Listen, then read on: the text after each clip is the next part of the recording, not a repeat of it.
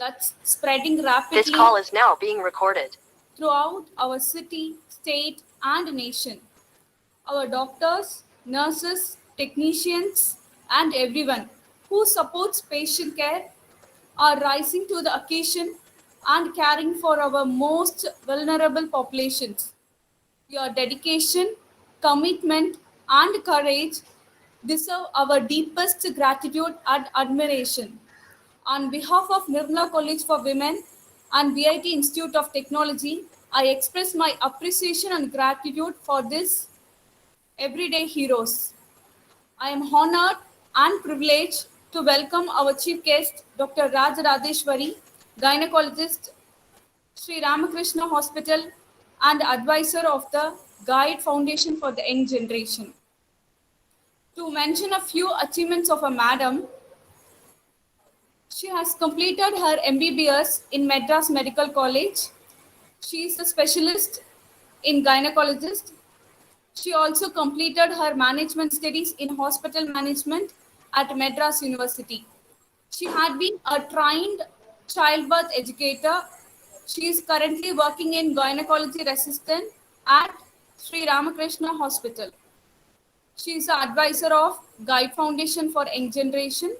She also worked as a former local officer of reproductive health and AIDS. She had attended 4 international conferences and 8 national level conferences. She has given number of lectures and social awareness talks in various esteemed institutions. To mention a few, Queen Mary's Arts College, Meenakshi College, Mada Engineering, SBOA group of schools, and so on.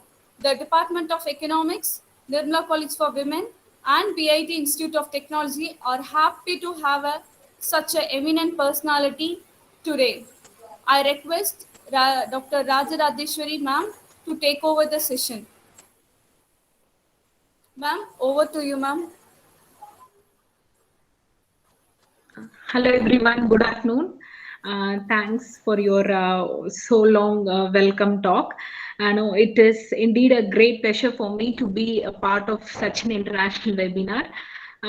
We all know this is a very hectic situation for all the citizens and throughout the world.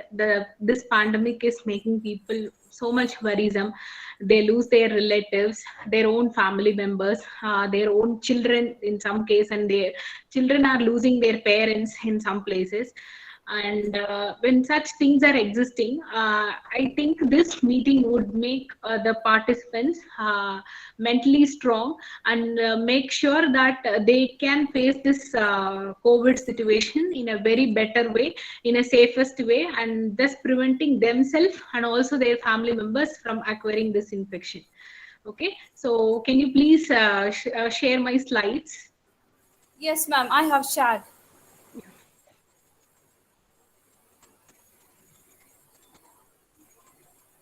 One second. I couldn't actually. I'll just pin yourself so that I can view. One second.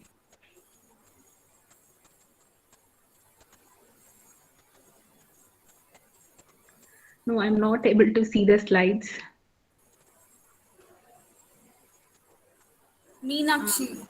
The ID is Meenakshi. I'm not able to view actually. One second. Yeah, okay, it is fine now. Yeah. Yes, can you please start a slideshow, please? Yes, okay, that's fine. So the title, what I selected for my talk for today was Fears, Facts and Future COVID-19 in Pregnancy and Vaccination. The title was chosen by me because there are some fears existing. See, this COVID infection is all new to all of us. But being pregnant and that lady is getting infected with something, a new infection, it creates a lot more of anxiety in her, and also so many fears in her that such a new infection has come in with me. So what will be the future of myself and my baby? So such fears are existing. And facts, yes, I want to make sure that what COVID-19 infection is all about, and about facts about vaccine also. and what would be the near future after this COVID infection, or what would be the waiting days for us. So all those will be spoken by me, or no, just made like an eye opener through this session. So next slide, please.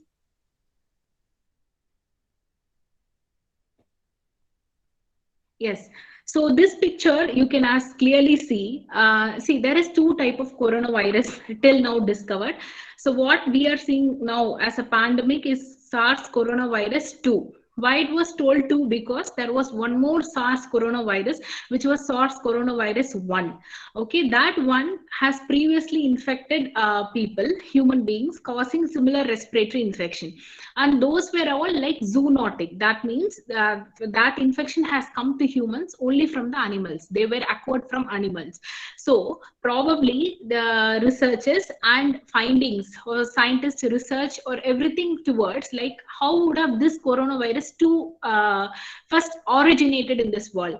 Some say it would have been leaked out from the laboratories at Wuhan or so, but still there are suspicion that these viruses would have been come to the human from animals. So it can be, maybe this may be also the fact that it would have come from human, I mean animals to human. Right now we are spreading human, that is transmission, right? Droplet transmission, as we all know, right? It's a respiratory infection, means which is infecting your lungs and air passage. So it is through cough, when you sneeze, when you cough, and through droplets, right? Even when we speak, there are some droplets spilling forward. So the see, if a person is coughing or sneezing, then talking, see, all the three modes can spread the infection from one person to other person. That's the only reason we advise to wear the face mask and face shields. So okay, you can ask me, doctor, can you tell me how long, I mean, if I cough or sneeze, how surely or in what distance my droplet or the thing which is getting transmitted from an infected person to other would travel? Okay, so actually, you trust me or not, when I cough right now and you are in front of me, the droplets which I'm spilling out can travel 4 feet distance in 1 second. So imagine, can you run 4 feet distance in 1 second to go away from the person? Not at all. So that's why the protection with face mask and face shield is always necessary. So it can travel up to 4 feet distance, and with respect to cough, it is more faster. The travel duration is more faster because your chest muscles are all going to push it out very forcefully. So the speed of droplet transmission will be more faster while you cough or sneeze than while talking. So face mask is surely necessary.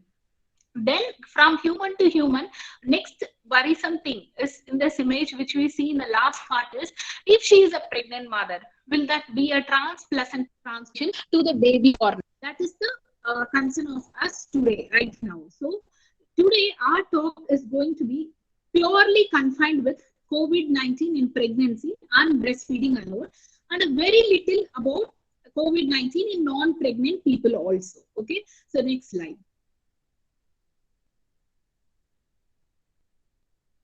Yes. So this is structure of coronavirus. We would have all seen this 1.5 long years. We are coming across this image everywhere, wherever we go, posters and videos everywhere. So very important thing to notice in this is that yellow portion which is spiking out. Those are called as spike glycoprotein. They are very important. Just have a look on it because I'm not going to explain more about this virus like a microbiologist, but just have a look over it. So the next slide, please.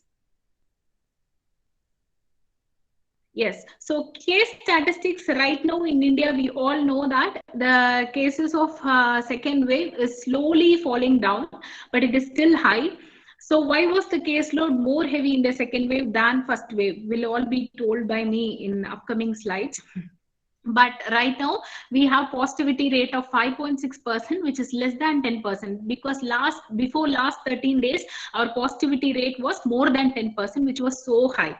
But now we are decreased the positivity rate, but death rate is still high, like per day, last 24 hours the death rate was 2500 plus. So still our death rates are peaking, and case load is still there. Case load is, though it is falling down, declining, death rates are still peaking. So not only me, you would have seen many experts and professionals speaking in YouTube channels and medias that please do get vaccinated, so that you could prevent the COVID infection. The ideal thing is, and some do ask me, can you guarantee me or warranty me that if I get vaccinated, don't I surely not get this infection? See, it's with human life. No one can give a guarantee or warranty for human life. I hope you all know what exists in a minute, we doesn't know whether that would be alive for the next minute or not, right? So the only thing is, if you get vaccinated, I cannot bet or assure that this infection will not come for you, or you will not acquire this infection. Only thing I can tell you is, you will not go to ICU. You will not go to deathbed. You will not stay in ICU. I can tell this for sure. So that is the motive of vaccination, that not to prevent the infection, but to prevent its transmission from one to other, and to prevent the severity. That's the motive of vaccination. Please make it clear. Okay. So next slide. So who are at risk for this COVID infections? We all know, we are hearing this through number of days, like 1.5 years. We are hearing all these stories. So elderly people, diabetic, hypertensive, asthmatic, who previously has some lung infections, smokers, alcoholic, who had organ transplantation, means they will be on immunity suppressive agents. So they are, and those with HIV infection, because their immunity will be low, and with cancer people also will be taking some immunity suppressant agents, and recent history of surgery, because their immunity and their mobility, their movement also will be less. They will be mostly in bed, so their immunity will be low. And finally, pregnancy and postnatal mothers. You can ask me, why did you add pregnancy and postnatal mothers at risk? Because pregnancy is not a pathologic condition. It is just a physiological process, right? So it is not like someone getting diseased in pregnancy. Pregnancy is a normal thing. Why you are telling they are at risk? Because pregnancy is also we call them as immunocompromised state. Like if you compare a non-pregnant woman with a pregnant woman, this pregnant lady has 2 times more chance of acquiring COVID infection than a non-pregnant lady. So again, they are at higher risk. And postnatal mothers, immediately after delivery, the same, that pregnancy state would be there for 6 weeks after delivery. It takes 6 weeks for the woman to go back to her pre-pregnant state. So again, in that 6 weeks duration, she is still at high risk of acquiring infection than a non-pregnant lady, right? So next slide. Okay, so first, before discussing purely about pregnancy, I would like to highlight about the vaccines available in India. We all know about it, Covishield and Covaxin, and Sputnik V to be added shortly. And as you may all know, but a short detail about the vaccine. So Covishield is made from out of chimpanzee monkeys. The stool of the monkeys are being taken.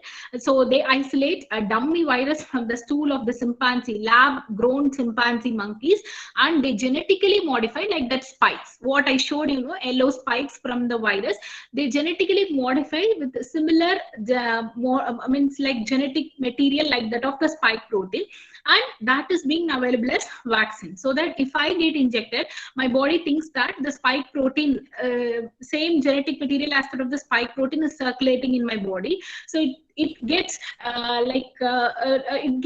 wrongly moved that real coronavirus has entered me, so it produces antibodies. So I'm just going to cheat my immune system, make it think like coronavirus has entered me, but actually not. That's how Covishield works. Whereas in Covaxin, which is being produced by Bharat Biotech, here the real COVID virus from an infected individual is being taken, and its virulence or the capacity of infecting the individuals is made very, very, very less by reducing its infectivity, and it's being produced as vaccine. So it's like a mini dose of real coronavirus. So again, my body thinks that COVID infection has come to me and it starts producing antibodies. So this is how Covishield and Covaxin works. The next vaccine is Sputnik V. So Sputnik V is also again going to be in market in another few days. Sputnik V, as we all know, the name Sputnik is very familiar. It is the first artificial satellite of Russia. The vaccine, as name states, produced by Russian country. So what is special about Covishield or that with Sputnik V comparing with Covishield or Covaxin? So Sputnik V is more or less similar to Covishield or AstraZeneca. It is more or less similar. How do you say it is more or less similar, ma'am? Like that, such doubts can occur in your minds. It is because this vaccine is also going to be from adenovirus, which is a kind of what I told, no, dummy virus. Similar to that, adenovirus is going to be isolated from laboratory, and that virus is going to be genetically altered like the spike protein of COVID virus, and it's going to be injected. But one thing, a differentiating feature between the Covishield and this Sputnik V is that in Covishield, there is only one Covishield vaccine available. First dose, if you put also the same Covishield, and the second dose also same Covishield. Whereas in Sputnik V, the adenovirus which is going to be used for this process are two different types: adenovirus type 26 and type 25. So if I'm going to get Sputnik V first dose, it should be with 26. Then the second dose is going to be with adenovirus type 5. So because I cannot get the same type for both the times, because my body thinks already the person is infected with that virus, so it's going to be same, so my body will not work towards the second dose. So Sputnik V is going to have same similar two doses like Covishield and Covaxin, and in 21 days interval, and it is going to be two different vaccines, two different types of vaccine for first dose and second dose. That is going to be difference between the Covishield and Sputnik V. Otherwise, the mechanism of action is going to be similar. Okay, so next slide. Okay, so moving on to our topic of interest, pregnancy, lactation, and this is pre-conception.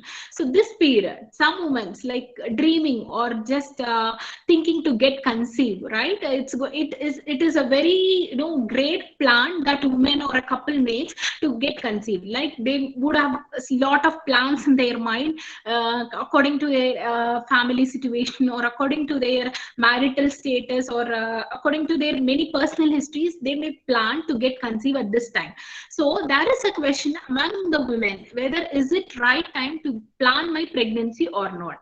So the answer is yes, you can plan. Actually, initially when the corona infection just came last year, by March or April, all the fertility institutes stopped making people undertaking that fertility treatments and so.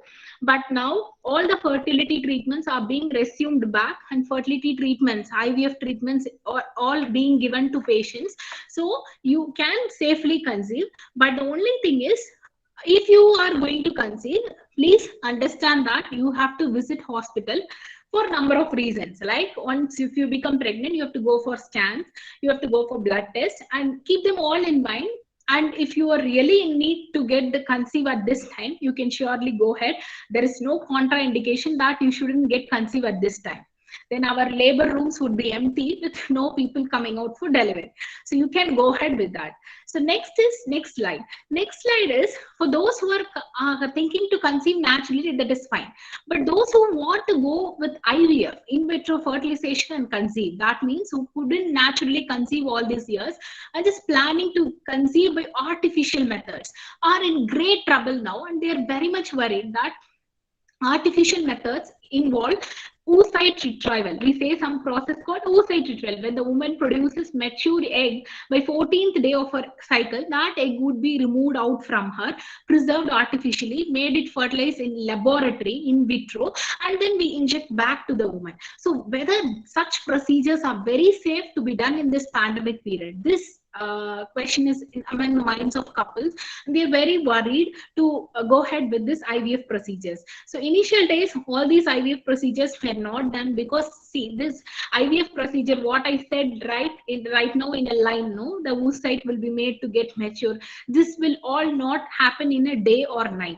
So this is going to be a monthly process. We plan the woman, we follow her with the number of injections, scans, medicines, and then we decide, okay, she is in the right stage now. Her oocyte is in a very good fertile stage. So I can make her proceed with in vitro fertilization. So this is a plan that's going to be done over months. So I cannot do it in a day. So it takes months of follow-up for you to come to hospital and be with us. So again, now fertility treatments are being done in India and we are all resumed back. So people are going ahead. Only worry was virus related complications, like if the woman get COVID infection, whether it may affect the baby, or baby may become abnormal one with some anomalies, such thoughts, which what we call as teratogenicity. So all these were in the minds of people, but right now we don't have any reported case of teratogenicities or anomalous fetuses with COVID infection in early pregnancy. So we do go ahead with in vitro fertilization procedures in this pandemic period also. So next slide.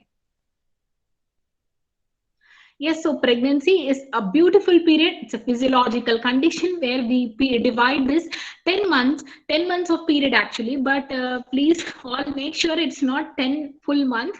Actually, it is 280 days. That doesn't make 10 months. If it is 10 months, would have 300 days, right? If I am not wrong in maths, it would have been 300 days. But actually, a pregnancy is 280 days time, which is 10 lunar months. Okay, make sure that it's not 10 complete months. According to our Indian calendar, it is 10 lunar months. So it is only 280 days. So this 280 days is being divided into 3 trimesters, first, second, and third trimester, and finally is your postnatal period. Okay, next slide.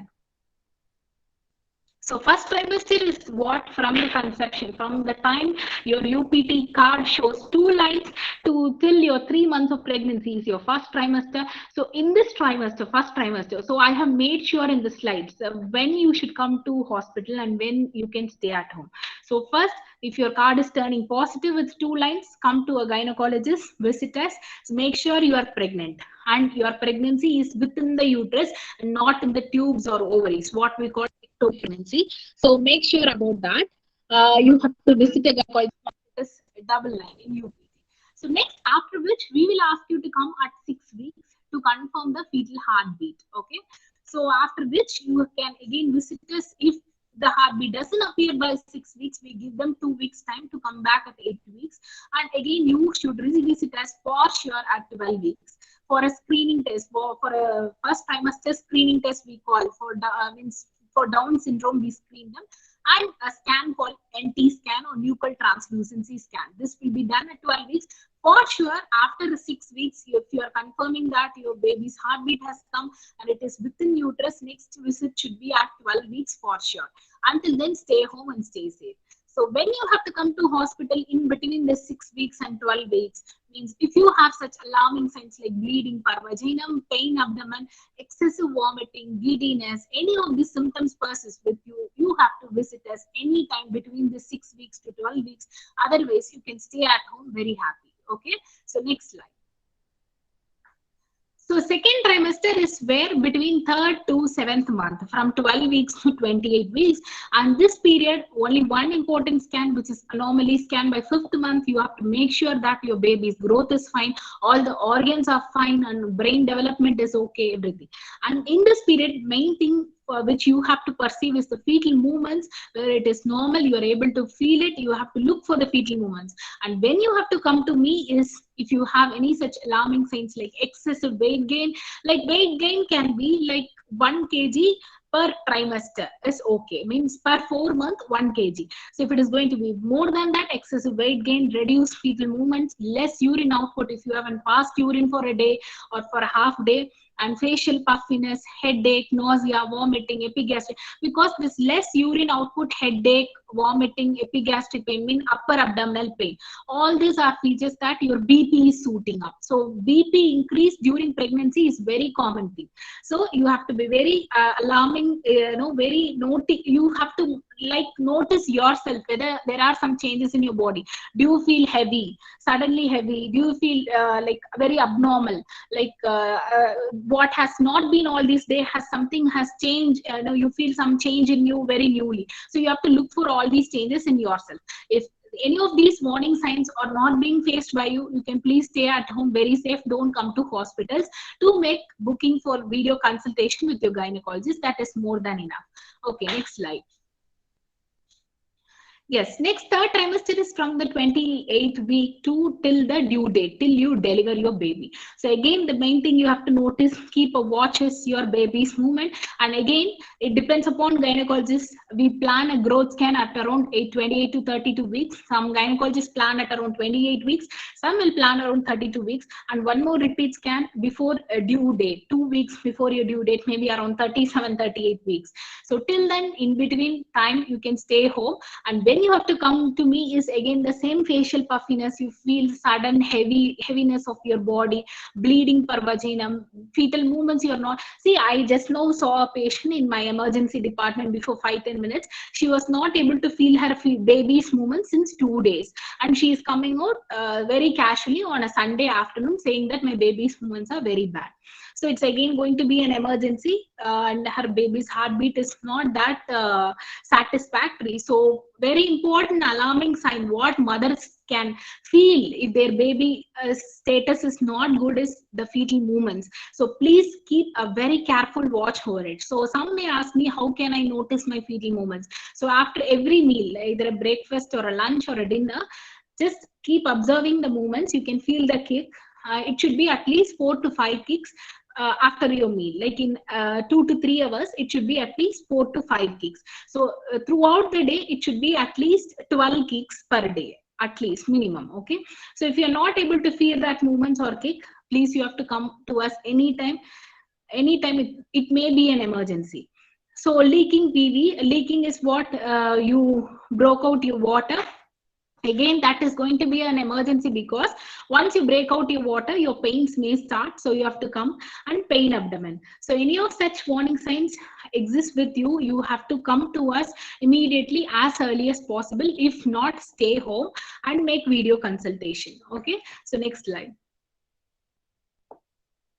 Okay, so this is all about how your pregnancy can go ahead, and what are the alarming signs. So now next, I'm going to tell if a pregnant mother is going to become COVID positive. So whether all these trimester wise, the scenario is going to change or what is what I'm going to discuss in the next few minutes.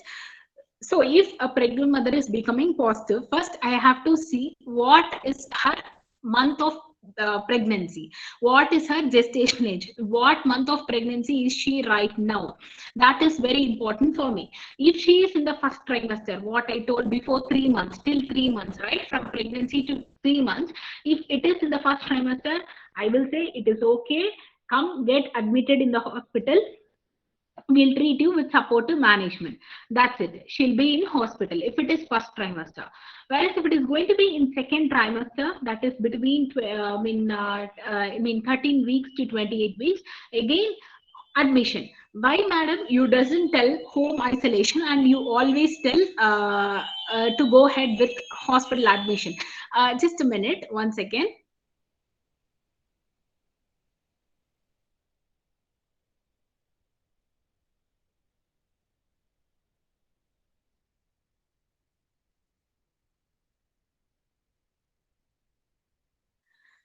Yes, sorry for the inconvenience. So now we'll go ahead with why you are telling about hospital admission, because in pregnancy, the whole body system is going to be changed. Like a lady's circulatory changes will be there. Lady's body will have circulatory changes. The blood volume will increase. The blood flow rate to various organs will increase. Mainly uterus will have more blood supply than other vital organs. And there are going to be multiple changes in her heart, in her cardiac system also. In all the systems of the body, there are going to be plenty of changes, right? So when it is going to be so, her coagulation, what we call as the tendency of the blood to form clots, blood clots, will be more in a pregnant lady than a normal individual.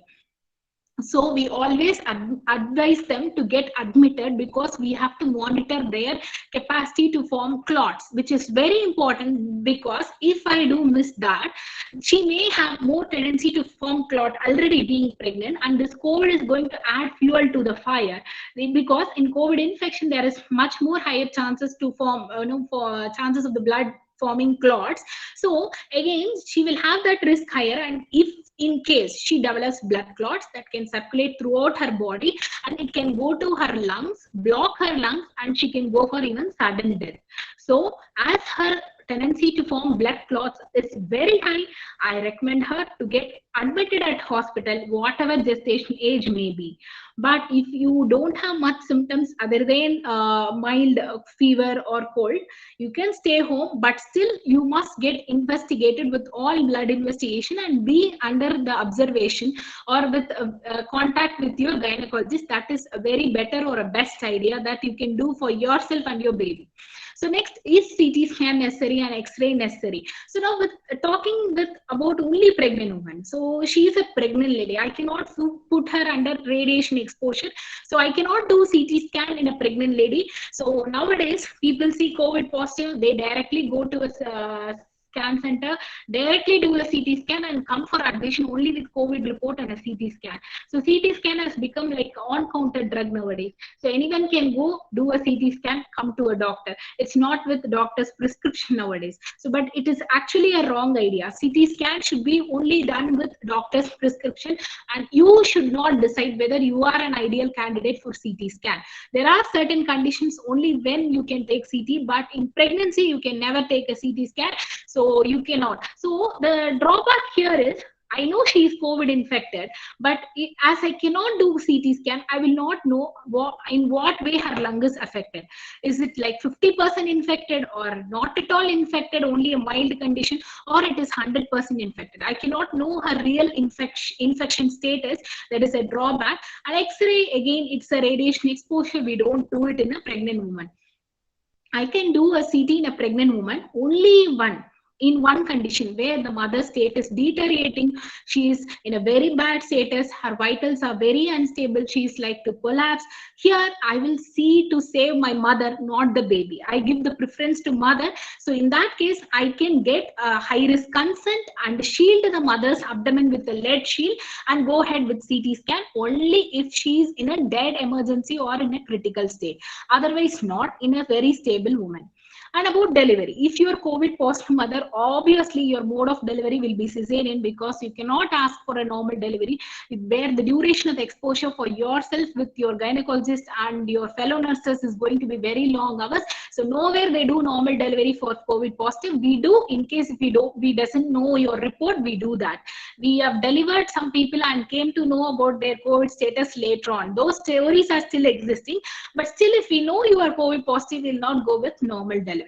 And the delivery will be as usual, like close to your due date only, like only after 37 weeks we plan your delivery. Not that as you're COVID infected we should plan it early before the due date, or you may have chances for preterm birth, what we say in early weeks. So there are chances COVID infection have reported some preterm birth, means low birth weight baby, like before due date itself, some break their water and they have gone for delivery. But because of that reason, there is no compulsion that we should deliver you early. It's always close to your due date, like how we plan for others, the same. It's not that you will be delivered earlier than other non-COVID women, right? Non-COVID pregnant women. So next slide.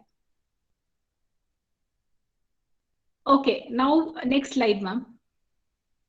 Now, okay, you spoke all about pregnancy, madam. Like, what about you delivered my baby also? So post delivery, what will be the status of my baby is going to be discussed in upcoming slides. So next slide, please. Okay, so mode of delivery, as I told, would be mostly cesarean and vertical transmission. So this is a very concerning thing. All mothers, they have a fear. If I'm COVID infected, first question is, mothers always, they are concerned about their children, their baby, the unborn, the baby who is in the womb, is parents are, the mother is very concerned about the baby which is in her womb, not about herself, right? All mothers first they ask what will happen to my baby. Their first question to you will be what will happen to my baby. So the answer is there are a minimal chances for the baby to get infection from you, like less than 1% chance, because there are some cases reported about transmission from mother to baby. So how those were reported in the sense, so the baby, as soon as the baby was born, they have tested the antibodies of the baby. So if I am having COVID in antibodies, that should be because I got 2 vaccines of COVID, either due to that, or might be I would have also got COVID infection without my knowledge or with my knowledge. So there are 2 ways only for me to get the COVID antibodies. But those newborn babies, direct fresh from the mother's womb, had antibodies for COVID infection. So that way, people are maybe there are chances for the infection would have gone from the mother to child. So there are some little chances. So what about breastfeeding? You can safely continue breastfeeding if you are COVID positive after delivery, or I mean maybe after delivery 2 months or 3 months later, or while delivering itself you are COVID positive, my baby can stay with me, should I feed? Yes, you can go ahead with breastfeeding only, not with formula feeds. You can feed your baby directly. But where should baby stay? With me, or it will not be with me because I have COVID infection, my baby may get, such doubts are there. See, you can safely feed your baby with same safety precautions. Hand washing is very, very important. You have to wear face mask and only feed the baby. And after feeding the baby, you can keep the baby 2-meter distance away, because it's a born baby. You're going to place it in a cradle only. The cradle will be 2-meter distance, social distancing, right? What we say. So a 2-meter distance away from your bed. The baby can be placed in a cradle, or if you have a healthy caregiver or nurses with you, you can give the baby outside the room where you are. So baby can either be with you at some distance away, or baby can go out of the room also, as you wish.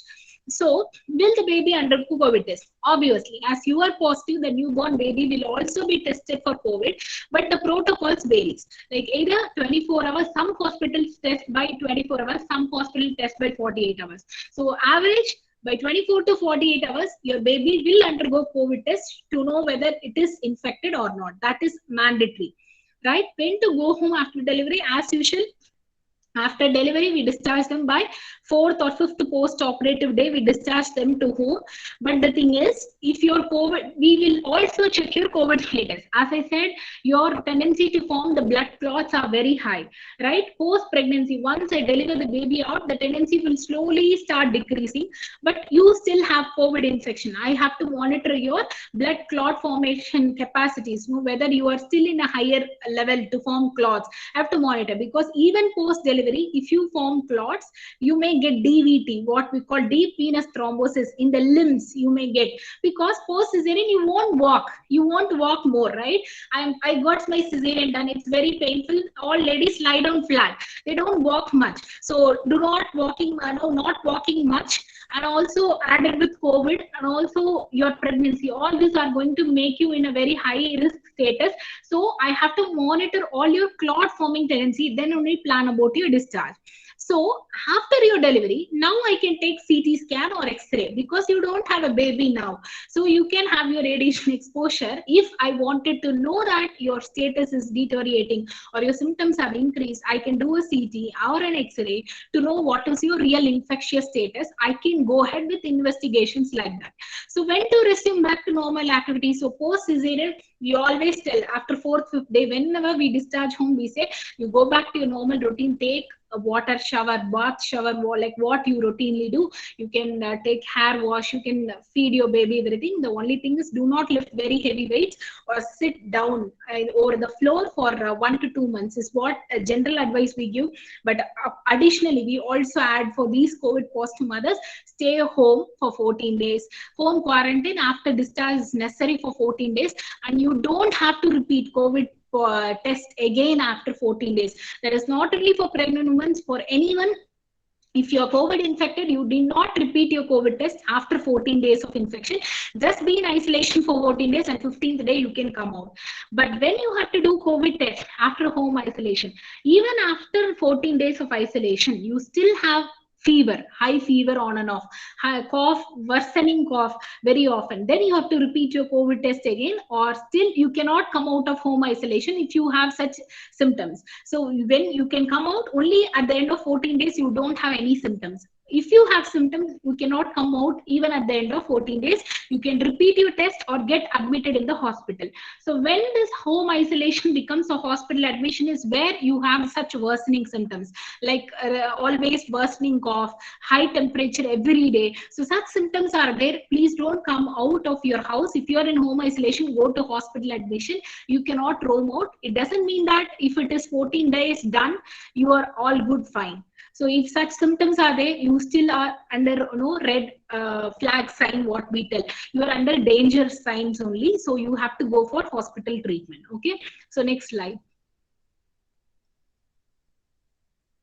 Yes. So some people here, I want to talk about vaccination in next few slides. Some people still know they are not very happy with the vaccines available in India. So I've been talking for since like 30-40 minutes about COVID, vaccination, pregnancy, breastfeeding, all those putting so much efforts, but still people are not happy with the vaccines available in India. Why should I take vaccine, doctor? You are just making business and you are just recommending some companies. Are you having some business link with them, or some thoughts are prevailing? And even in social media, people comment that vaccination is a business. People, we are not in a state to analyze or to research whether we are getting a good vaccine or whether our vaccination is a business. We are in a state to prevent the transmission of infection from one person to other and to reduce the death rate. And we are right now in a state to reduce these both and also take care of our dears and nears, like prevent their death, right? If I am there here, I'll surely think about my parents. I'll surely think about my family members, that they shouldn't get infected. I shouldn't lose them. So this is only motive of us. This should be the only motive for all of us. And it shouldn't be like whether vaccine is a business, whether they are making money out of it. This shouldn't be your thought right now. Please to get vaccinated as early as possible. And there are some people and news going on that if you get vaccinated, you may get what I was telling. No, you have tendency to form clots. This will also happen with vaccine. Why should I artificially take a vaccine and make myself worsen still more? See, please see in this image so carefully. See, the risk of forming clots, there are may happen in many situations. One is pregnancy. Pregnancy itself is a state where your blood volume will be more and your clotting factors will be less, so you have high tendency to form clot. So that is one condition. Next, as I said, after any surgeries, we won't walk. We will be in a bed for a very long time, in immobilization state. So that will again have more chance for forming blood clots. And third is who are smokers, who are alcoholics, who are diabetics, hypertensive, and also who are on such medications like for antiplatelet drugs, right? For some heart disease or something, they take some drugs. So those people, and again, we gynecologists give OC pills, birth control pills to women. So all these women, and finally obese people who are more than their BMI, they all have high risk of forming blood clots. Okay, not only those, if you get vaccinated, you don't get it as a new thing in your body. The formation of clots is not going to be a new factor in your body. So what these people whom I listed now, all of them have high tendency to form blood clot. But see, if you take a OC pill, you have 0.12% of chance.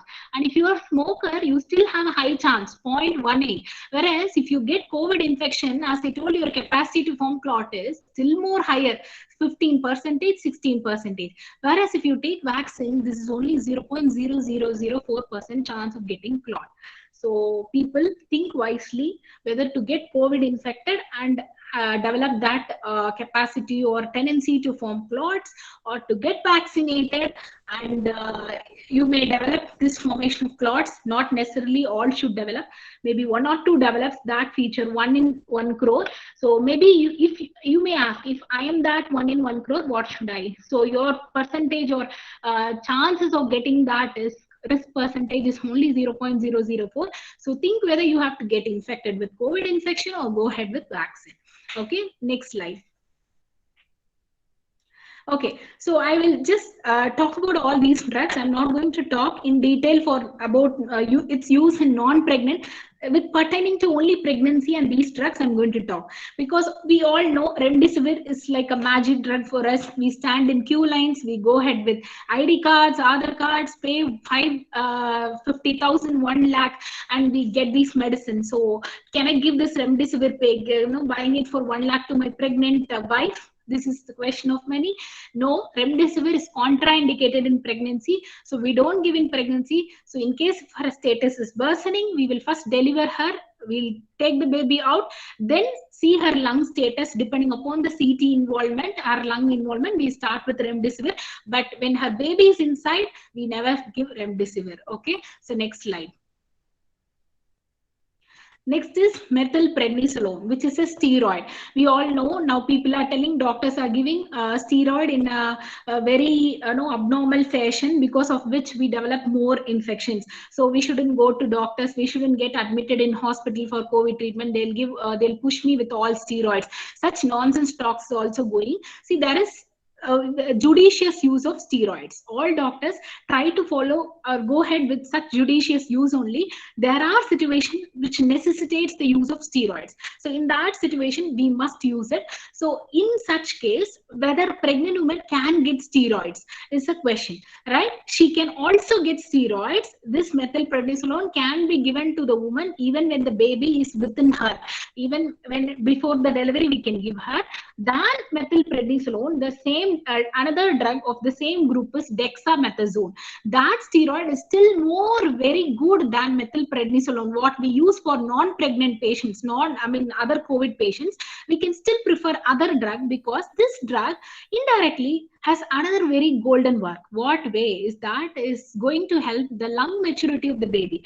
In case if I'm going to deliver the woman because of some alarming signs in very early months, like maybe in 8th month or 9th month, where our due date is not very close, it may be a preterm that time, and baby's lung maturity may be poor. So in that case, I can still go with steroids, but not with methylprednisolone, but with dexamethasone, which is also another steroid. It's going to help in case of a pregnant woman for her baby's lung maturity also, and for her also in reducing the symptoms. Okay, so next slide.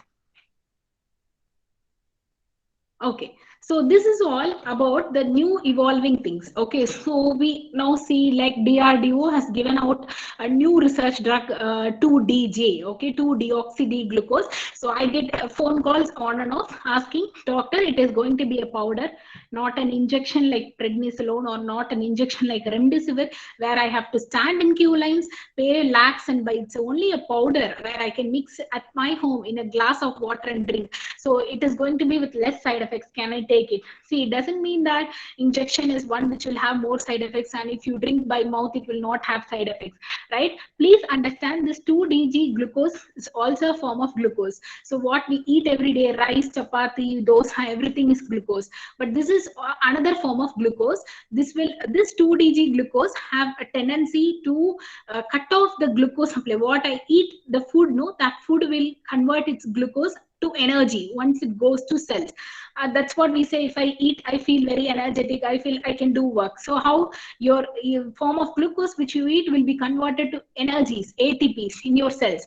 Whereas this 2DG glucose will go and stop that glycolysis process, where your glucose is going to become energy in cells. So that my DRDO scientists are stating that if I do that, coronavirus is also a cell, right? It's a living viral cell. So in that case, if this 2DG will go inside, it will stop the energy supply to this virus. So virus should die, right? So the person's infection will curtail. So this is the idea behind this 2DG. But again, I'm not saying this is a new drug. This drug is being already used for PET CT scan and all, to pick up the areas where there is more glucose uptake, right? So the only thing is, I appreciate DRDO scientists. They have given first oral drug, but only thing is, how many people were involved in this study to use this oral powder and see whether it's working out? So only about 200 people were involved in the study to find out whether this was effective.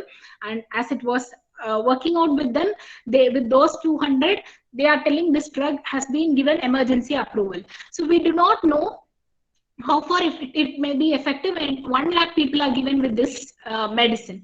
So I still feel this drug can be a trustworthy one if more people are being tested with this, right? With only 200 people, I cannot conclude it's a safest drug. Okay, so next slide. I'm telling for these are all for only non-pregnant. Pregnant ladies can never take 2 DG. Okay, so next is Clevera. So this is another thing people ask me, this Ayurveda drug, so no side effects. You are an English doctor, you will always stand against this. So I can have Clevera. Some people are coming to pharmacy directly taking Clevera. I saw with my own eyes. But what I will say is Clevera is again made up of some leaves from papaya plant, papaya leaf extract, what they use for dengue and all, no, the same. Okay, I purely say, okay, I'm not against Ayush doctors, or again no against allopathy, non-allopathic doctors. I'm not against them. My only concern is how many people were involved in testing this medicine. Where again only 100 were tested with this medicine, and with that they gave an emergency approval for that. So my only worrying thing is if this drug was tested with more number of people, again I can more trust this drug. So till then I cannot recommend that. It may be a safest drug, or it can prevent you from COVID infection. So I'm very sorry about Clevera also. Okay, next slide.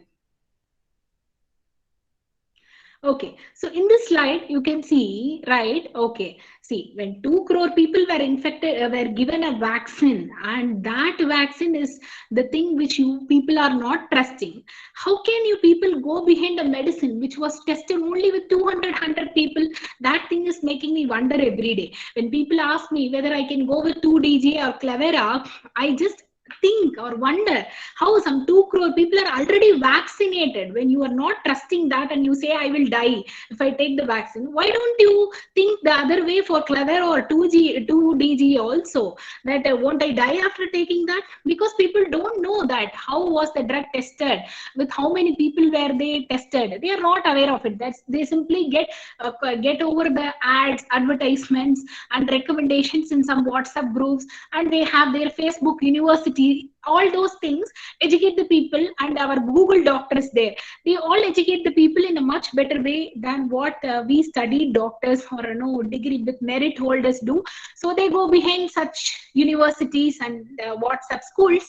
I'm very sorry about it. So please do think wisely and go behind the advice of medical practitioner. See this vaccine, I've shown the flow chart how our Covaxin and Covishield can prevent other variants. See, this second wave is so hazardous than first wave because there are number of variants than what we saw in the first corona wave. That is one reason. And second reason is this variants are more virulent, I mean more infective, and their transmissibility from one person to other person is very, very higher than what we saw in first wave. These are the reasons for high number of cases in this second wave. And one more reason, pregnant ladies were more affected and small children were more affected than in the first wave. That is also because of high virulence or a high infectivity of this virus, what we are seeing in the second wave. So you may ask me, as you told, I got vaccinated.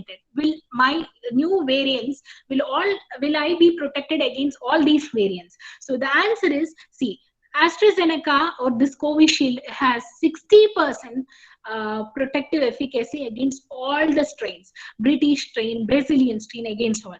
But only one sad thing which you can see is South African strain.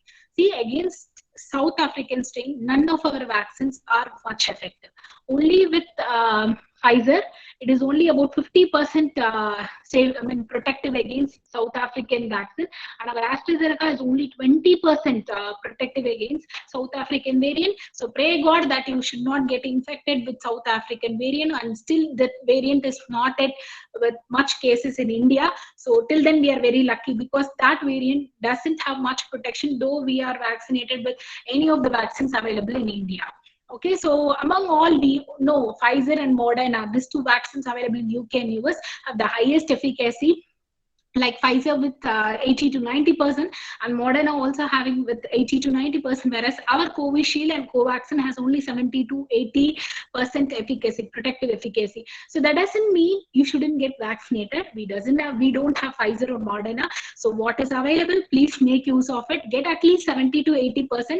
protection against the virus. The rest 20% is all in your hands with the social distancing, face mask, and hand washing very frequently. So though you are vaccinated, it takes 2 weeks from the second dose for you to develop the immunity that of that 70 to 80%. So even after vaccination, you should be with all those precautions. And I'm sure this pandemic situation is going to be there for another 2 to 3 years. We are going to live with this COVID virus, and this is going to be our new normal life for next 2 to 3 years. So many ask me, when will this end? When I'm going to go mask free to my school or college? Please, I can make sure in this video that it will again take 2 to 3 years for us to go back to our old normal, but this is going to be our new normal for next 2 years at least. So try to live with this new normal life with all the face mask and all the possible protection. Don't go in crowds to grocery shops or essential shops. It is not that day. It's the end day of the world or end day of your life.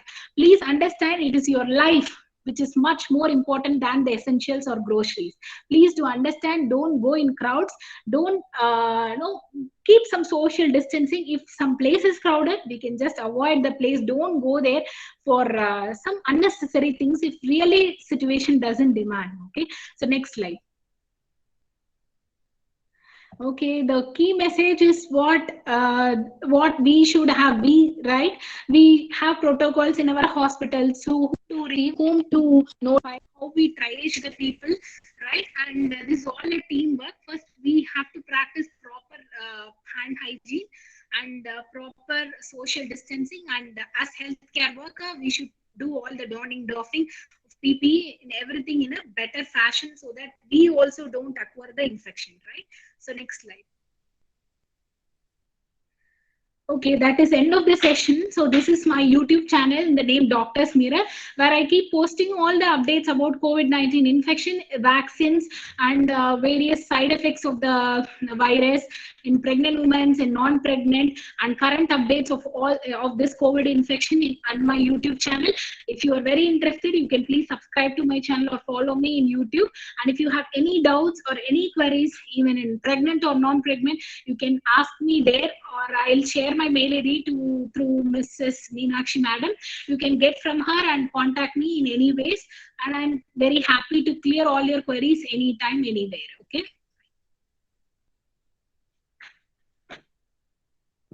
I hope I made the thing clear.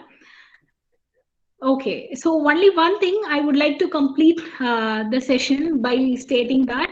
So right now I'm working in a hospital in the gynecology department. I'm a gynecologist, you all know.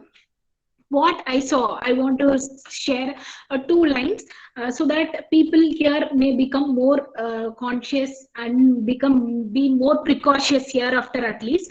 See, I happen to see 2 maternal deaths. Okay, see, once a woman is delivered, till 6 weeks, what I told you right now, till 6 weeks, if she died, that comes under the blame of an obstetrician, or I am the sole responsible for her for next 6 weeks. Whatever happens, maybe it can be because of me, my obstetric cause, or it can be because of any other medical cause. 6 weeks, if a woman died after delivery, it comes under maternal death.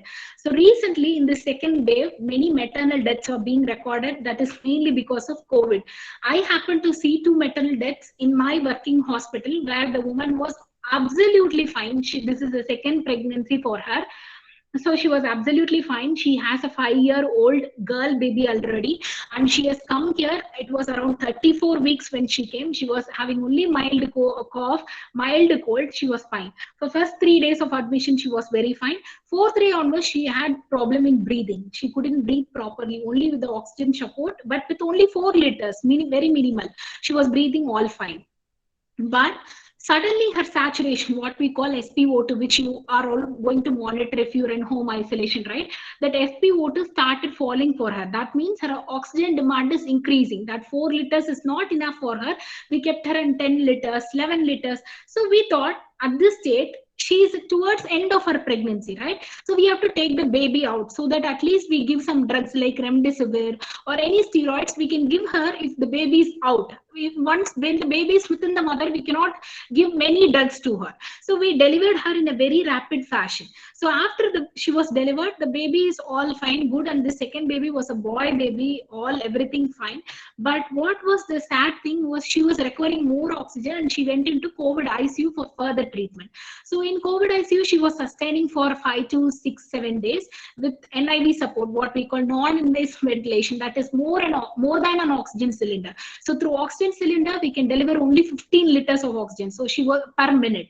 So she was requiring more than 15 liters per minute. So she was put on non-invasive ventilator mission. So she sustained with that for 9 days. She couldn't see her baby. She didn't see the baby. See, baby was with her attenders, her husband and grandmother who were COVID negative. But she couldn't see the baby even because when we were doing cesarean itself, her oxygen need was more. So she was gasping. She was not like semi-conscious only. So she didn't see her baby also. So the baby was outside. She went to COVID ICU. She sustained for 9 days. On 10th day, her oxygen need went very badly down. So we have to intubate her, means artificially put a tube directly to her air passage. So that was connected to ventilator machine, which we call invasive ventilation. So once we put them into invasive ventilation, if they are COVID positive, as far as I saw, they don't come out of the situation. They just pass off. Okay, the same happened with this woman. She passed off by 10th day after trying her with invasive ventilation. So the story behind is, see, the woman, when I saw her for the first day, when she got admitted, she told me, I never go outside, doctor. I stay all time inside home. I did not know how did I get the infection. So it may be because my husband or I'm with my husband. Obviously, she is with her family members and they will be going out and she is indoors. So the source of infection for most of the pregnant women is their family members. So a kind request to all the family members, please do not go out unnecessarily, unwantedly. If the emergency, if there is no dead emergency, please don't go out unnecessarily, because indirectly your infection is going to affect the pillar of your house, the mother of 2 children. She doesn't live now. She is all away from us. She's passed away. Now she has 2 children sitting at home waiting for the mother to come from hospital. So what answer will you tell to her elder baby who will be waiting for her mother, who said a last bye to her mother before going to the hospital? So think twice before you go out and infect the high risk people in your home, maybe your elderly parents or grandparents or your pregnant wife or your deceased wife. Maybe she's having diabetic, hypertensive, who is at high risk. Please don't go out and infect those people who are staying within home and taking care of themselves. Try to stay indoors. If you cannot stay indoors, my only advice to you is stay away from them. Stay in a different place. Take your own house or own place. If you are a very business person, you have to go out. You cannot avoid. Stay away from those high risk individuals at your home. I'm a doctor. I have exposure every day. I cannot go to my home. It is since 2 months I went home. I'm staying away. I know I may get infected anytime. At least I should not go be with my parents and infect them. So please act with some responsibility. If you have to go out, stay away from your family. That's it. Okay, so this is the end of my session. So I hope all would be responsible in the upcoming days and follow all the precautions so that we would curtail this infection as early as possible. But still, this mask is going to be with us for another 1 year or 2 years, I hope. So all be safe and stay home. Don't go out. That's all fine. Thank you for this wonderful opportunity to Nirmala College and also to BITS. So I feel very happy to share all my ideas in such an international webinar. Thank you so much for this opportunity again. Thank you. Thank you, ma'am. Such an eye-opening presentation. I hope everyone present here has benefited from your enlightening speech. Now, the forum is open for your question and answers. If you have any question and answer, please feel free. You can ask the doctor now.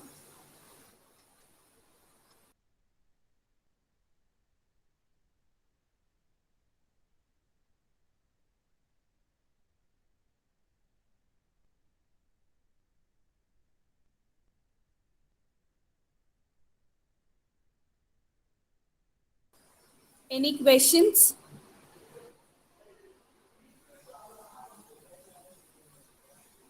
Okay, I have a question, ma'am. Someone has asked me, can I get vaccinated if I'm having PCOD treatment?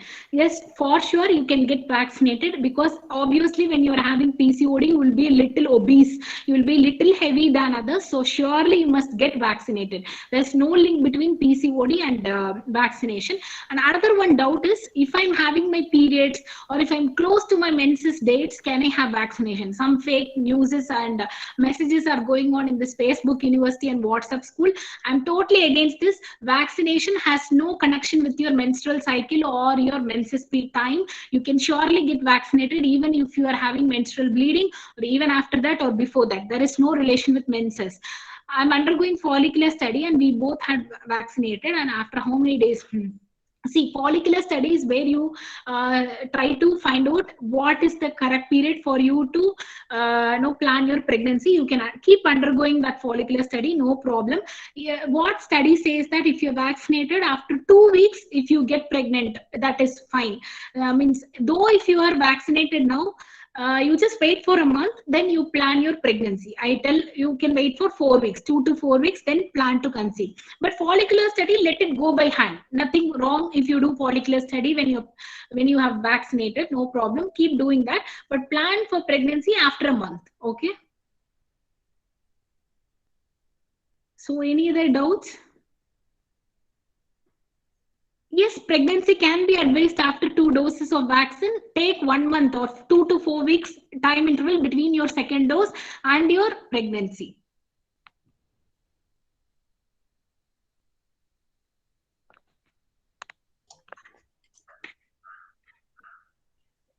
Ma'am, can you comment on this third wave for now? Any sessions, events for kids? Yeah. So what researchers say is that the third wave is mostly going to be one which affects the children. Okay. So obviously, see, elderly people, we either would have got vaccinated or either we would have got COVID infection itself. The only one who are left without vaccine and who have left without infections all these, they are young children. So there are high chances for the children to get vaccinated, get the infection, because they are not vaccinated. Either they may not be infected earlier also. So children are at high risk. Another one thing is, less than 2 years children, we don't recommend use mask, face mask. So we are recommending for children more than 2 years to use face mask, and that mask should be a very tight fitting mask to the ears. It should cover the whole face, nose and the mouth, and it should be very tight, correctly fitting, and it shouldn't be very loose like it falls off from the baby's face. But less than 2 years babies cannot wear mask. So again, they are at risk, and their immunity will be like from their mother, right? They will be only just acquiring at that time. Natural immunity will be there at birth, but still that acquired immunity will be only slowly developing at that time. So third wave, if it in case happens, it may attack children first, and again pregnant ladies are at a higher risk, and also non-vaccinated people are still at higher risk. See, the only time where we can end this infection, we can prevent further waves, is that only when we all get herd immunity. Herd immunity is what the immunity the whole community acquires against one particular infection. Against this coronavirus, the entire world should have developed immunity. When will that happen? Either the whole world would have got infected with the virus, or the whole world would have vaccinated indirectly with the antibodies of the virus. So either of the things should happen. Only then this pandemic or this waves all would end. So the right time is now to get vaccinated. That's why. So then only then we can end all these third wave or fourth wave further, right? So third wave, if it happens, my commentary will be on younger children and pregnant women.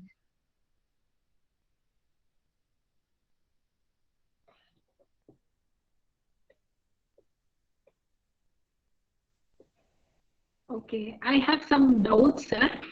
Some people have asked, after taking vaccine, there will be any. That's what. There is no relationship between your vaccination and your menstrual cycle. There will not be any change. You can please go ahead with any time during your menstrual cycle, any days, and there will not be any changes in your cycle.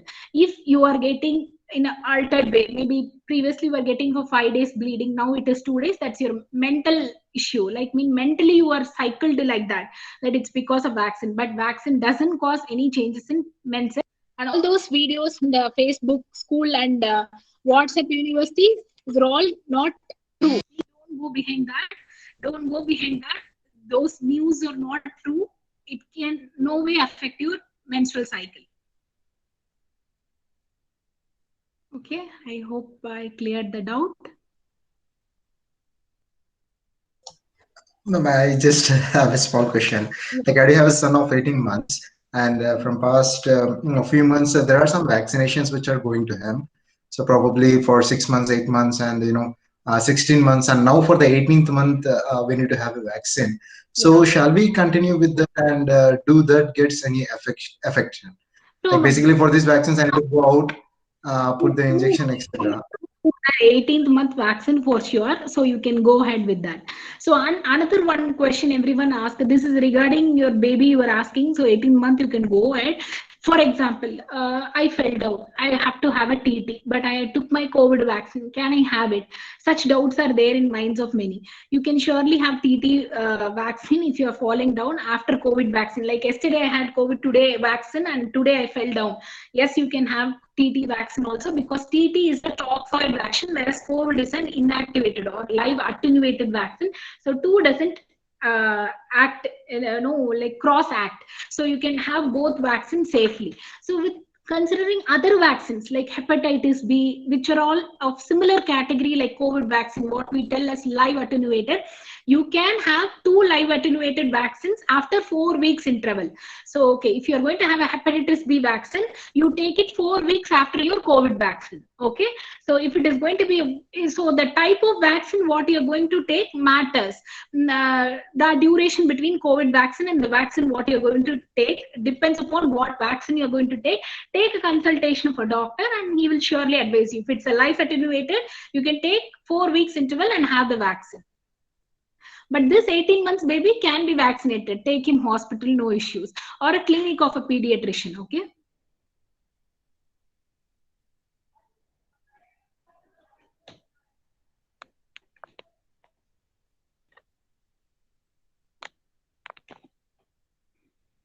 I hope I'm clear.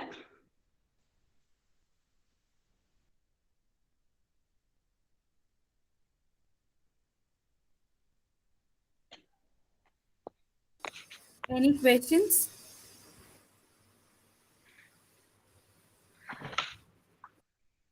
So if anyone after smallpox, see, after actually smallpox is that is completely eradicated from India. We only have chicken pox, which is varicella vaccine. Varicella vaccines are there.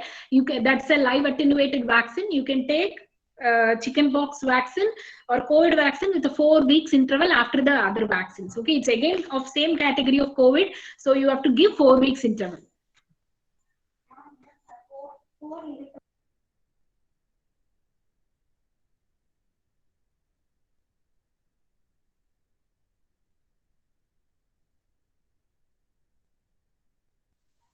Is there any vaccine after 5 years of baby? Yes, till 19 years we have vaccine. After 5 years, there will be only TT vaccines.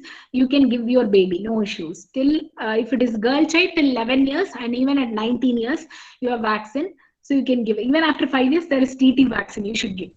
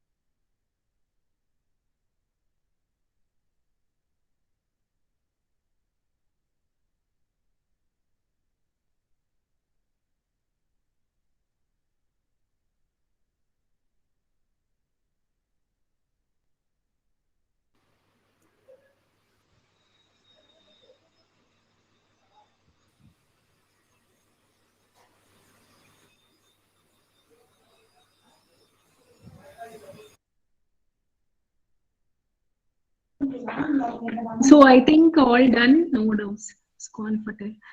Okay, you can take your vaccine and plan for in vitro fertilization or artificial conception after a month. After a month of second dose.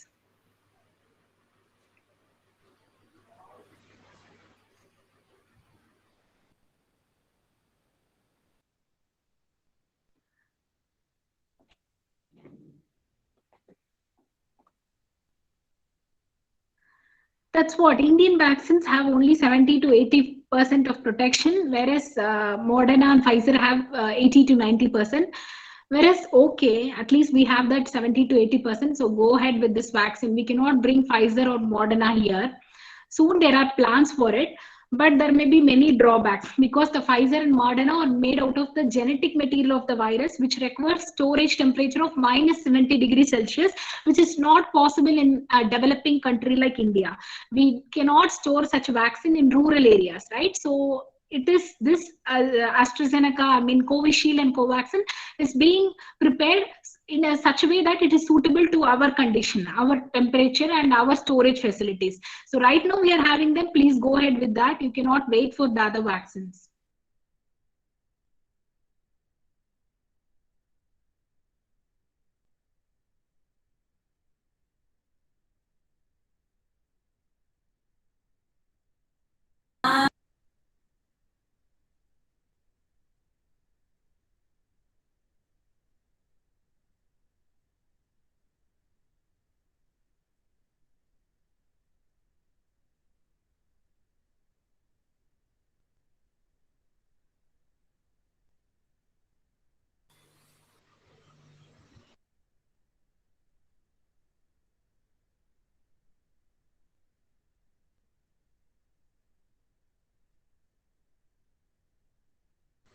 Any questions?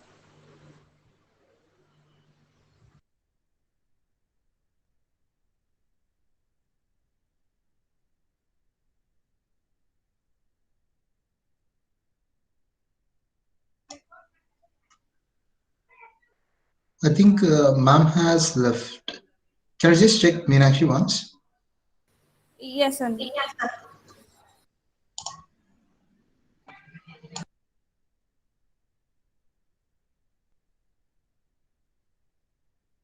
Yes, ma'am has left, Anil.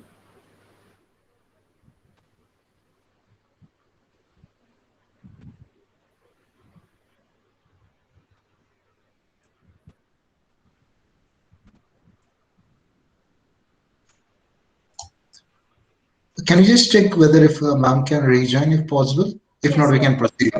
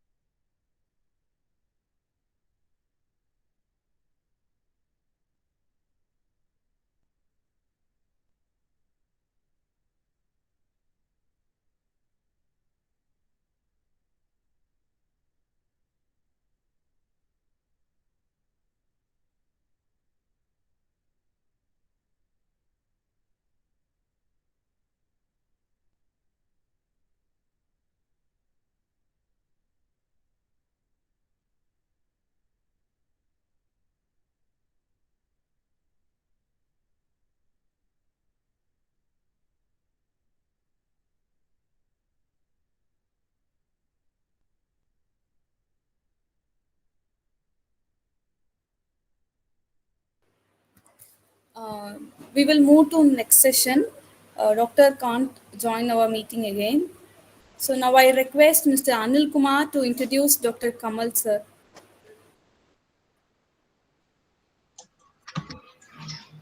Thank you. So indeed, that was very much touching instant to hear. Our prayers to many such families. Thanks a lot, ma'am, for more informative section in your absence. Thank you once again on behalf of organizers. So next speaker, Dr. Kamal Kotni, a budding medical practitioner and member of Guide Foundation for Young Generation. He completed his schooling in Sankal, Berhampur, Odisha. He was ranked state first in the project about global warming during his school days. In the year of 2017, he was selected by Tbilisi Medical Academy to attend exchange programs regarding clinical practices in Vilnius University, Lithuania. In the year 2021, he completed his MBBS studies and got graduated from the University of New Vision. He gave a lecture on the topic Challenges Faced by Present Doctors and Medical Students, conducted by Guide Foundation for Young Generation on 28 June 2020. He is passionate for doing various social service activities. Now I request Dr. Sir to please kindly take over. Thank you so much. Is my voice is clear and audible? Yes, sir, it is clear. Thank you. Thank you so much, webinar, for giving me an opportunity so that I can share some information regarding my topic. And a very warm good afternoon to each and everyone, to all the doctors, to all the professors, and to all the participants. Hope you're doing safe. Hope you're fine and healthy. So my name is Kamal Kotni, and my topic is all about Georgia, a short review about the maternal and infant care. Pregnancy is just a wonderful physiological process a woman goes through. Being such a wonderful process, like the maternal health care is at a staggering challenges in the developing countries. Globally, like a woman dies due to the complication in pregnancy every single minute. Regarding my topic, Georgia, a small review about the maternal and healthcare. Georgia, the small developing country and a part of European Union of a total population of 3.9 million. Georgia has reached its Millennium Development Care under 5 years of child. However, the IMR, the infant mortality rate, and the MMR, the maternal mortality rate, is at unfavorable conditions. The infant mortality rate is twice as compared to the European Union regions, and the maternal mortality rate is 36 per 1 lakh live birth. Why? It is because of lack of facilities, due to low quality of perinatal, antenatal, and postpartum services that have been provided by this country. Approximately 500,000 citizens in Georgia, mainly the pregnant women and infants, face some sort of malnutrition deficiencies. Significant number of pregnancies and pregnant women, including the infant cares, have been facing micronutritional deficiency and anemia, mainly folic acid deficiency. We all know folic acid is the main important, nutrition for the development of neural development. So due to the deficiency of folic acid in this country, people develop cognitive deficits. At the same time, iron deficiency, mainly anemia, and at the same time, delayed development in infants. This is all because of the way this country developed. This country is an developing country, I would say, but the literacy rate over this country is such in a low pace that people are even not aware of the nutritions. The main thing the people face over the nutrition problems is because of the food they have. Being in a European country, I guess everyone will be aware of it. Like we will be seeing in childhoods, like every abroad countries eat bread, the wheat flour. They prepare their own wheat flour. That means they don't add proper nutrition. Eating wheat flour, like the bread for over 20, 30 years, over from birth till the end of the life, can make people face micronutritional deficiencies. As per the Ministry of Health in Georgia, the mortality rate of infants and childs is 20 times higher in the babies weighing 2,500 grams. Why? This is because of poor nutritional present in and during pregnant women. They are having very less nutritional level. The nutrition level in pregnancy women and the nutrition what they're intaking is not in an optimal range. And we all know breastfeeding is one of the significant factor that helps and contributing to develop a healthy child. So you will be shocked by hearing this information. Like before going into the information present in my country, Georgia, WHO has announced that the breastfeeding should be continued for 2 years continuously. And Georgia is such as an unfavorable condition situations, like nearly 13% of child population have never received the breastfeeding, and half a population of infants and children have been receiving breastfeeding, but only for 6 months. Whereas the breastfeeding should be done continuously for 2 years, but here they are receiving for only 6 months. So being such unfavorable condition in this country, being such an undereducated, like less literacy rate, WHO and UNICEF came forward to help this country in a proper reason. WHO came forward focusing on this country situation, and it's possible. They stated that it's possible to prevent maternal deaths. How? There are 2 recommendations. The first recommendations, before starting into recommendations, the main aim of these recommendations is to reduce the pregnancy complications and the causes of stillbirth.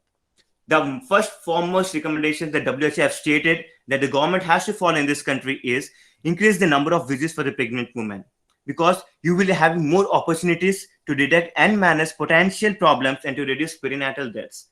And the second recommendation is that offering pregnant women with several services like counseling on diet, optimal nutrition, physical activity, blood test, vaccination, fetal management. At the same time, they have already started food fortification. Food fortification is a procedure where a significant amount of nutrition is been added in the food. Like I mentioned, wheat flour, what they're having, they don't have any nutrition. Normally, wheat flour contains iron, but here in this country, the wheat flour doesn't contain iron. So because of lack of nutrition in the food, the stillbirths, spinal bifida, cognitive development deficits have been seen many in this country.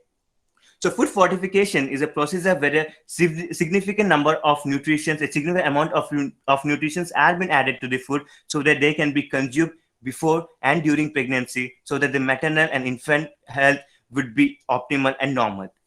As well as Georgia is playing a pilot role for Eastern Europe and Central Asia, implementing and reducing guided by the WHO.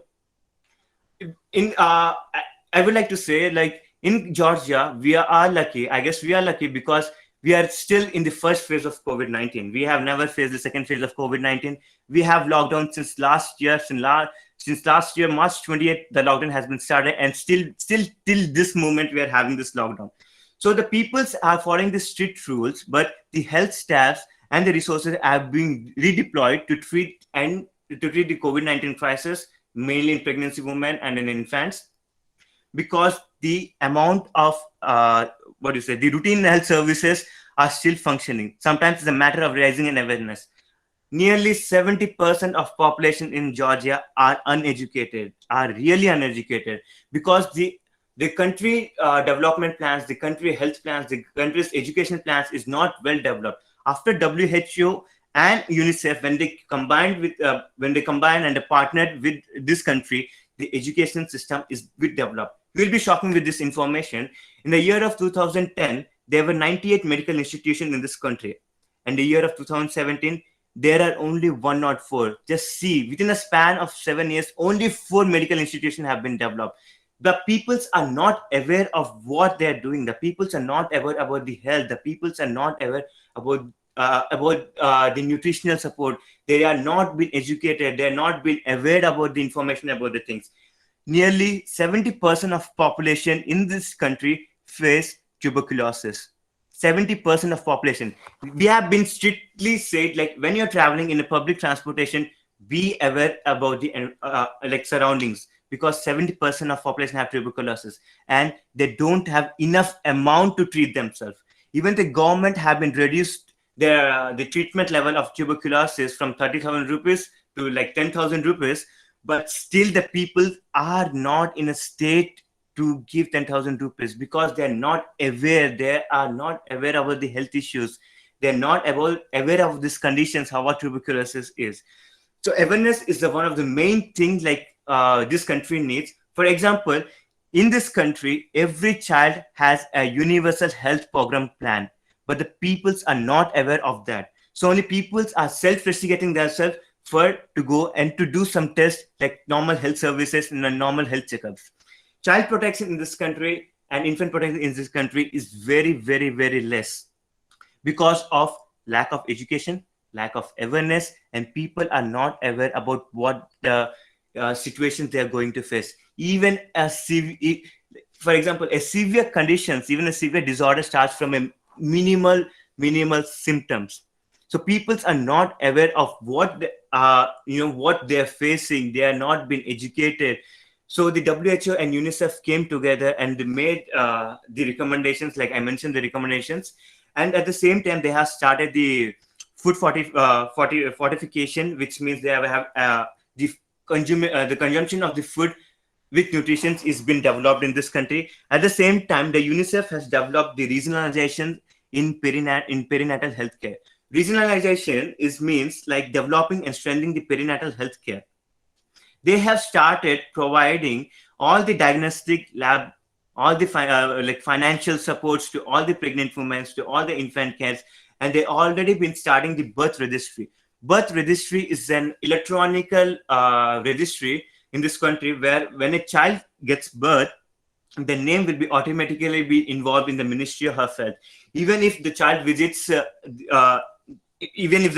second time, all the information regarding the child will be updated in the information so that the parents will be aware of what the child should do, what vaccination he should take next, what kind of nutrition should he provided, what kind of health services he need to be followed during this test.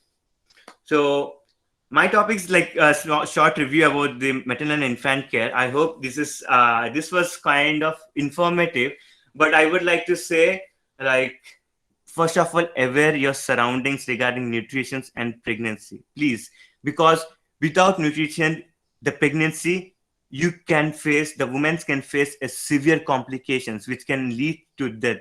So thank you so much for giving this opportunity, and thank you Raghuman and Meenakshi ma'am and all the Guide Foundations. Thank you so much for giving this wonderful opportunity. Thank you. Thank you, Dr. Kamal sir, for such an informative session. You make a session more informative. Thank you, ma'am. Now I request Dr. N. Krishnaveni, Assistant Professor of Economics, Nirmala College for Women, who is always render her support and encouragement for the department. I request you, ma'am, to propose the vote of thanks. Thank you, Meenakshi ma'am. Good evening, everyone. Am I audible? Yes, ma'am. Sir, it is very wonderful presentation, sir. Kamal sir. Good evening, Thank everyone. We are so much, already late, so I will not take much of your time. I'm going to wind it up as soon as possible. I feel honored and privileged having an opportunity to offer vote of thanks on this today's international webinar on maternal and childcare. Organizing international webinar cannot happen overnight. The will start slowly weeks before the event. Maternal health is the health of women during pregnancy, childbirth, and the postnatal period. Let me first of all start by giving glory to the Almighty for making these 2 days international webinar a resounding success. I express my sincere gratitude to our respected secretary, Reverend Sister Dr. Ruby Alangara Mary, for her guidance and encouragement, assures us to always believe in things. I extend my gratitude to our beloved principal, Reverend Sister Dr. M. Helen, who are all sources of inspiration and who always keep in mind in future. Sister always guides us to prepare for life's challenges in a more positive way. I extend my gratitude to our Vice Principal, Reverend Sister Dr. Mary Fabiola, Controller of Examinations, Reverend Sister Dr. Imelda Mary, Dean of Academics, Mrs. Valencia Kamal, Dean of Student Affairs, IQAC Coordinator, for their continuous encouragement and support of all our endeavors. I place on record our deep sense of gratitude to Dr. Ramesh, Principal, BIT Institute of Technology, delivering the inaugural address on the first day during the inauguration. I extend heartfelt thanks to our keynote speaker, Reverend Sister Dr. M. Helen, Principal, Nirmala College for Women, Coimbatore. I would like to propose about honorary vote of thanks to our webinar coordinators, Mr. Anil Kumar TN, BIT Institute of Technology, Mrs. Meenachi, Assistant Professor of Department of Economics, Nirmala College for Women, Coimbatore.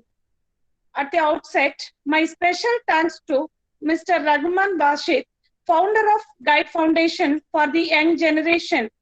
I deeply thank Mrs. Sureka TR, HR Director, Anoka Talent Solutions, delivered the introductory address during the inauguration. I also extend my sincere thanks to Dr. K. Jayanti, Assistant Professor and Head, Department of Economics, Nirmala College for Women, Coimbatore, for her keen interest, guidance, and active involvement to make this webinar a reality. I would like to propose a hearty vote of thanks to our chief guest of the day one webinar, Mrs. Hemo Sri, clinical dietitian, Treetop Hospital, Maldives, who has shared her views on impact of nutritional on maternal health. She explained about importance of good nutrition, energy, protein and fat, calcium, iron, minerals and vitamin requirements during pregnancy. She also suggested that staying healthy during pregnancy includes adequate rest and exercises. Second session was by Mr. Blessing Calvin, Student Counselor and Assistant Professor, VIT, Vellore, on the topic, Dear Wonder Woman, you are in control. He insisted that the woman enhances their self-awareness, allows women to dream, builds their belief system. Women have to stay strong in crisis, also suggested, nurture your inner child, smile and never stop believing. Further, I would like to express my sincere thanks to Dr. Raja Rajeshwari Venkatesh, Specialist in Obstetrics and Gynecology, Coimbatore, Advisor, Guidance Foundation for Young Generation, on the topic Fears, Facts and Future COVID-19 in Pregnancy and Vaccination. Doctor has given excellent overview on the COVID-19, pregnant mother and COVID positive. Then thank you, Doctor, for enlightening the followers about COVID. I would like to propose a hearty vote of thanks to our chief guest of the today's second session, Dr. Kamal Kotni, medical practitioner, Georgia, who has shared her views on Georgia, maternal and infant care. We have been fortunate enough to be backfight team, very motivating, dedicated colleagues, Dr. Jacinta Maria Florence, Sister Adekale Mary, Miss A. Nisha Edwina, Dr. R. Anbuchelvi, Dr. R. Uma, Dr. Vasanti, Assistant Professors, Department of Economics, Nirmala College for Women, Coimbatore. My deep sense of appreciation to the organizing team for all their efforts. Last but not the least, this event would not happening without the preparation of wonderful audience, without the participation of wonderful audience. Thank you all for being with us this evening. Thank you very much. Thank you, everyone. Thank you. Thank you, ma'am. Thank you, sir.